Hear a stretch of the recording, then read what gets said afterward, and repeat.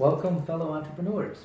This week, we're covering what to think about when you're starting a business, what to think about before, what to think about during, and then the last piece is what not to think about.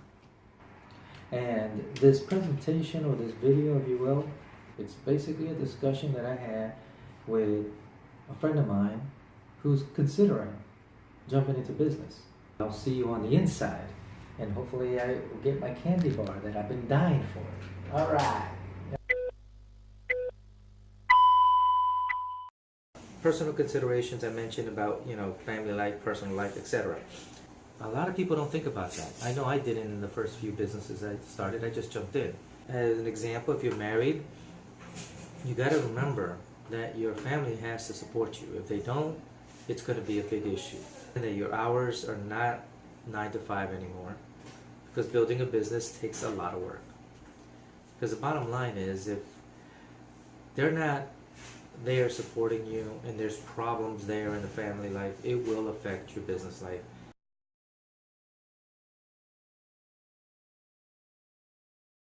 Goal setting. What do you want out of this company? And $1 million or, I want a big company is not goal setting. Goal setting has to be very, I'll use the term SMART, very specific, measurable, obtainable, or achievable. Can this be realistic? The last thing is time. So you need to break down your goals in little pieces, little steps, and say, okay, I'm going to get to here by this month, I'm going to get to here by this quarter, I'm going to get to here by this date. We have to have certain things done by certain dates. There's no ifs, ands, or buts. You might be surprised how much you can accomplish.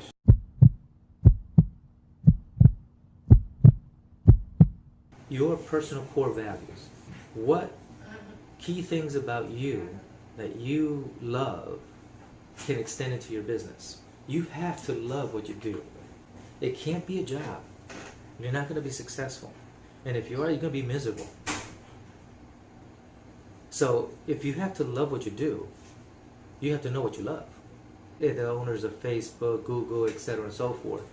And they brought their culture into their business. And yeah, it looks like a big party going on. Okay. But they're working. But they had productivity they knew they had to reach. So they embedded that into their business. Putting together a business plan. When people hear that, they're like, oh my God. Business. No, you don't need a master's in business administration, although that will help. I would say over 90% of the business plans delivered to an investment firm don't even get looked at. A business plan isn't for an investor. A business plan is for you. It's your guide to put down on paper on what you want to achieve. What do you see the company being in 2, 3, 5 years from now? You have to discuss sales. You have to discuss marketing, and yes, those are two different things. You have to discuss people. You have to discuss money. It doesn't have to be very elaborate and comprehensive. And as you learn while you're running into the business and running the business, add to it. Because what you need to do on a yearly basis is review it. Sales and marketing. Okay, what worked? What didn't work?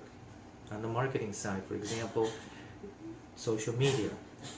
Did I want to address that? Do I want to address advertising? Do I want to address, traditional media, radio advertising, for example? Did that work? Sales. Do I need salespeople? Do I need sales training? And what would that cost? All of these things start filling in as you're running the business. And then the second year, it's going to be like an eye-opener for you when you review it. You're going to see some of your assumptions and you're going to say, oh my God, I had no clue. And some of them you're going to say, damn, we did it. And to me, if that doesn't charge you, I don't know what will charge you up. When you see what you thought you were going to do and you did it. Excuse me, as they caught me eating, but as we just covered marketing, branding is so critical that we're throwing a seminar. It's in June 21st. It's on the Hampton Inn, Busch Gardens, and it's for our Tampa realtors. We're going to be covering a lot more in depth why branding, how to brand, what's good, what's bad, and the other. Look forward to seeing you there if you can make it. Thank you personally for taking the time to watch and read. Hope it was informative to you.